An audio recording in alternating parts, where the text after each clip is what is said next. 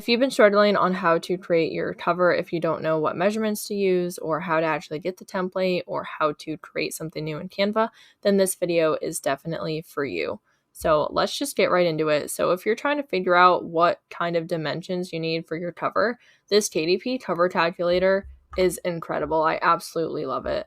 So for binding type, you just select what you want, and I'm just going to do something random just so that we can get an example here. Something maybe common that I tend to do.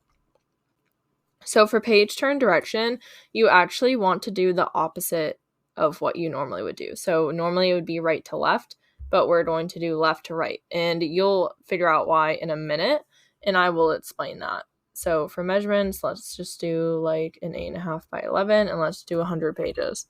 Why not? So you type everything in that you need, and then you hit calculate dimensions. And then it gives you a template here as well as all of the different measurements that you need.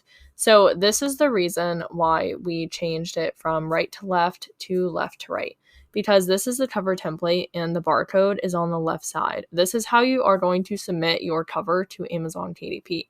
You have to submit your cover, spine, and back cover all in one PDF, and this gives you the exact template for it.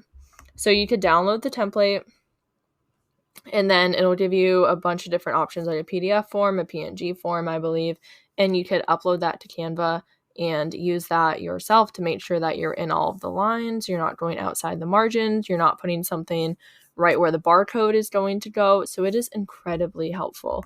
So now if you're trying to figure out how to actually add this to Canva, you can just go to Canva, hit create a design, custom size, adjust this to inches from pixels, and then right here is your width and height. You literally would just copy and paste this. So copy the width here, copy the height here, and then you would hit create new design. This wouldn't be grayed out. Let me just type in something random so you can see that it will light up. There we go. So it'd be purple. And that is how you would do your template. So if you're trying to figure out what size to do, if that's where you're struggling, you don't know if you want to do an 8.5 by 11, or if you want to do a 6 by 9, or if you want bleed, no bleed, then I really can't help you with that, but I can give you some tips. So I can't tell you what size to create your book. That is something you have to decide for yourself and figure out what you want to create, how many pages you want to have, if you want to do black and white, if you want to do color, etc., everything like that. But a way that I use, like how I decide what size to do for my book, is I look at Amazon and I look at my competitors.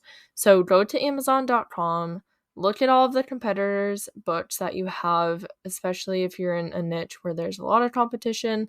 This is probably more important because you either want to be different or you want to do what sells. But just look at other books in your niche. And if you're the only book in it, then look at something similar.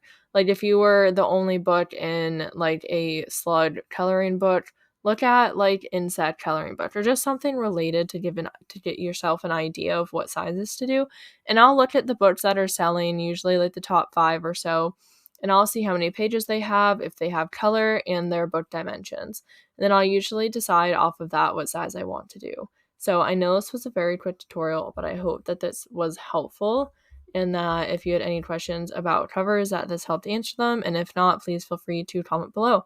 So thank you so much for watching and listening. I hope you have a great day.